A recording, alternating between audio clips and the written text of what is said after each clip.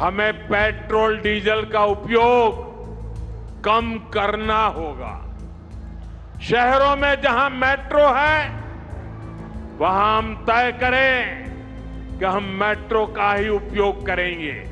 अगर कार में ही जाना जरूरी है तो फिर कार पूल करने का प्रयास करें और भी लोगों को साथ बिठा लें।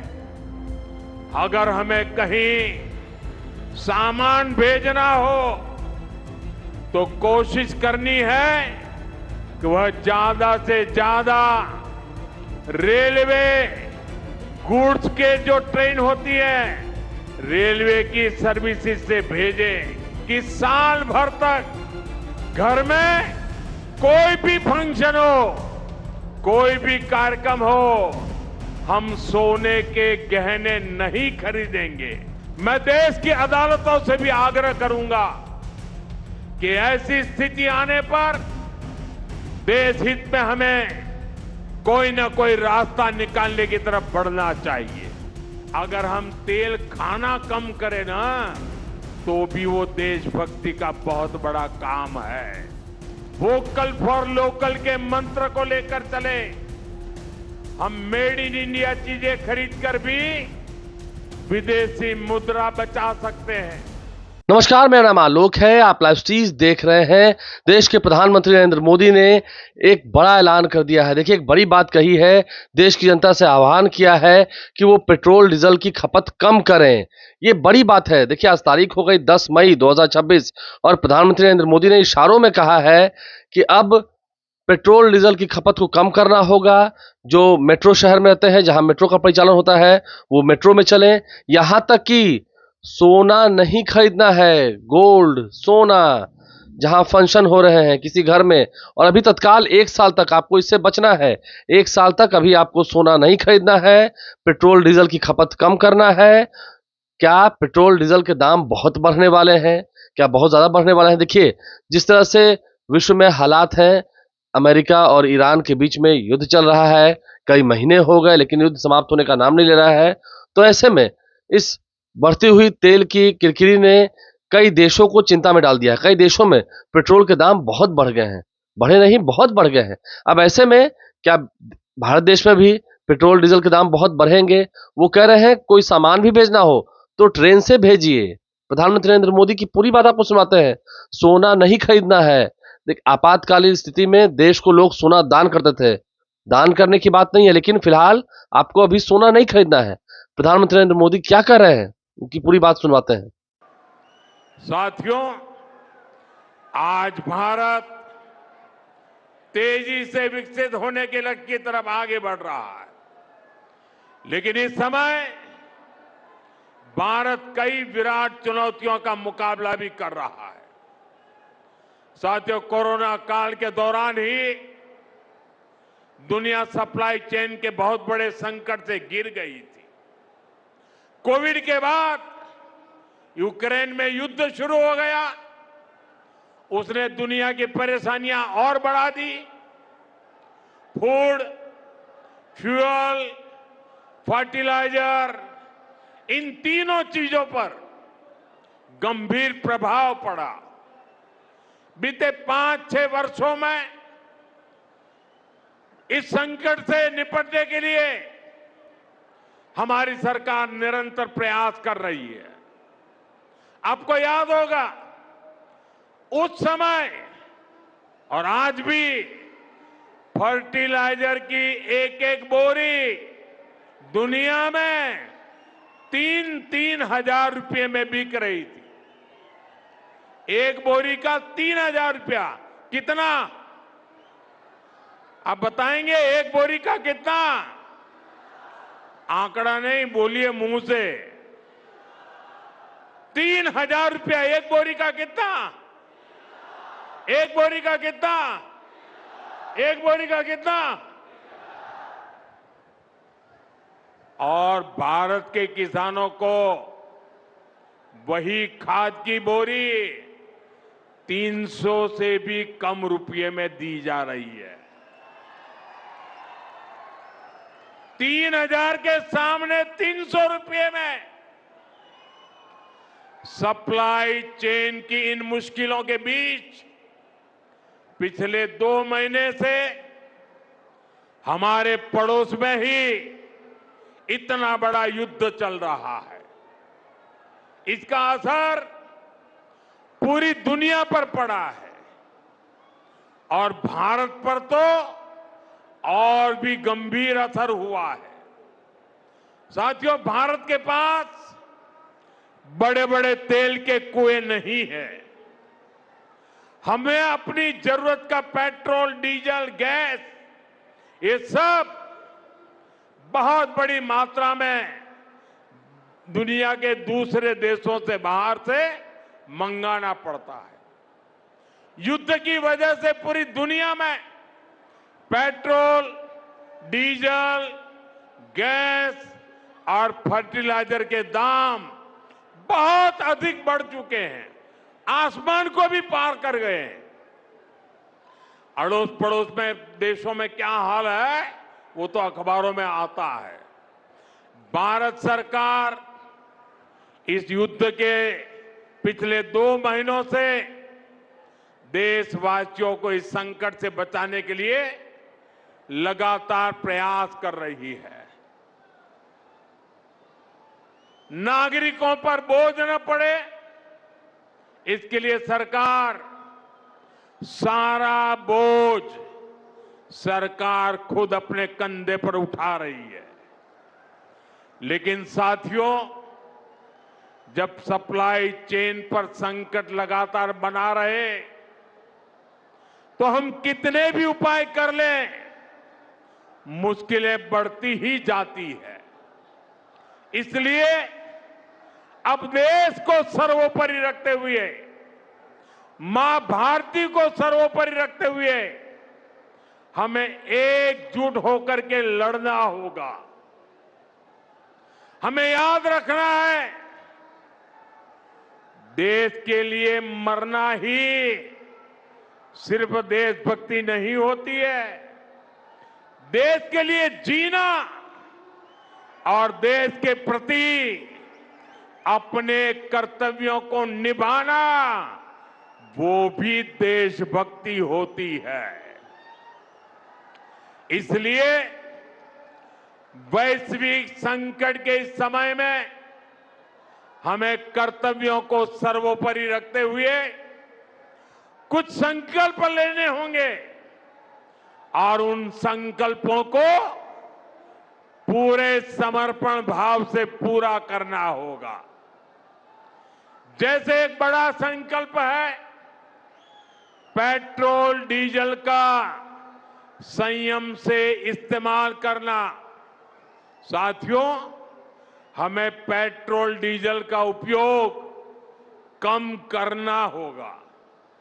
शहरों में जहां मेट्रो है वहां हम तय करें कि हम मेट्रो का ही उपयोग करेंगे, ज्यादा से ज्यादा मेट्रो में ही जाएंगे। अगर कार में ही जाना जरूरी है तो फिर कार पूल करने का प्रयास करें और भी लोगों को साथ बिठा ले। अगर हमें कहीं सामान भेजना हो तो कोशिश करनी है कि वह ज्यादा से ज्यादा रेलवे गुड्स के जो ट्रेन होती है, रेलवे की सर्विसेज से भेजे, ताकि इलेक्ट्रिक रेलवे होने के कारण पेट्रोल डीजल की जरूरत नहीं पड़ती है। जिन लोगों के पास इलेक्ट्रिक व्हीकल है वो भी कोशिश करें कि इलेक्ट्रिक व्हीकल का ज्यादा से ज्यादा उपयोग करें। साथियों, हमने कोरोना के समय में वर्क फ्रॉम होम की, ऑनलाइन मीटिंग्स की, वीडियो कॉन्फ्रेंस की, ऐसी अनेक व्यवस्थाएं विकसित की और हमें आदत भी हो गई थी। आज समय की मांग ऐसी है कि उन व्यवस्थाओं को हम फिर से शुरू करें तो वो देश हित में होगा। Work from home, online conferences, virtual meetings, इनको हमें फिर से प्राथमिकता देनी है। साथियों, आज जो संकट है उसमें हमें विदेशी मुद्रा बचाने पर भी बहुत जोर देना होगा, क्योंकि दुनिया में पेट्रोल डीजल इतना ज्यादा महंगा हो गया है, पहले से कई गुना ज्यादा कीमतें बढ़ गई है। तो हम सबका दायित्व है कि पेट्रोल डीजल की खरीद पर जो विदेशी मुद्रा खर्च होती है, पेट्रोल डीजल बचाकर हमें वो मुद्रा भी बचानी है। इसके लिए हमारे छोटे छोटे प्रयास भी देश की बहुत मदद कर सकते हैं। जैसे आजकल जो विदेशों में शादियों का, विदेशों में घूमने का, विदेशों में वैकेशन पर जाने का मिडिल क्लास में कल्चर बढ़ता जा रहा है। हमें तय करना होगा कि जब ये संकट का काल है और हमारी देशभक्ति हमें ललकार रही है, तो कम से कम 1 साल के लिए हमें विदेशों में जाने की बातों को टालना चाहिए। भारत में बहुत सारी जगह है, वहां हम जा सकते हैं। बहुत कुछ भारत में किया जा सकता है। इस बेटी को नीचे बिठाइए, उसे थक जाएगी। उस बेटी को बिठाइए। वो थैंक यू बेटा, थैंक यू। बैठिए, आप नीचे बैठिए। मैंने देख लिया बेटा, उसको देख लिया, अब आप बैठ जाइए। हाँ, इस छोटी बच्ची को क्यों परेशान करते हो भाई? इन बच्चों को बैठने दीजिए प्लीज। बच्चों को परेशान मत कीजिए जी। साथियों, हमें विदेशी मुद्रा बचाने के जो भी रास्ते हम लोग अपना सकते हैं, हमें बचाना होगा। साथियों, गोल्ड यानी सोने की खरीद एक और पहलू है जिसमें विदेशी मुद्रा बहुत अधिक खर्च होती है। एक जमाना था जब संकट आता था, कोई युद्ध होता था, तो लोग देश हित में सोना दान दे देते थे। आज दान की जरूरत नहीं है, लेकिन देश हित में हमको ये तय करना पड़ेगा कि साल भर तक घर में कोई भी फंक्शन हो, कोई भी कार्यक्रम हो, हम सोने के गहने नहीं खरीदेंगे, सोना नहीं खरीदेंगे। विदेशी मुद्रा बचाने के लिए हमारी देशभक्ति हमें चुनौती दे रही है और हमें इस चुनौती को स्वीकार करते हुए विदेशी मुद्रा को बचाना होगा। साथियों, ये समय एक और बड़े सबक का भी है।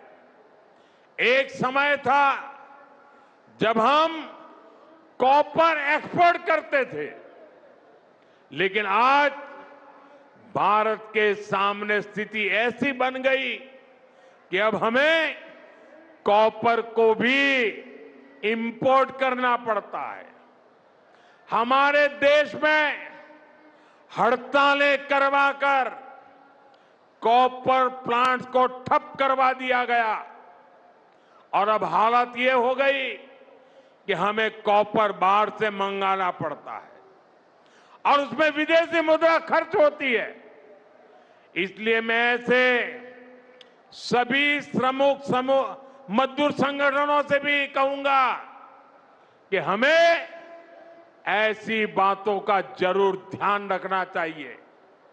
भारत को आत्मनिर्भर बनने से जो भी कदम रोकते हैं, उनमें हमें दूरी बनानी होगी और जो लोग ऐसी साजिशों में जुटे हैं उन पर भी कड़ी नजर रखनी होगी।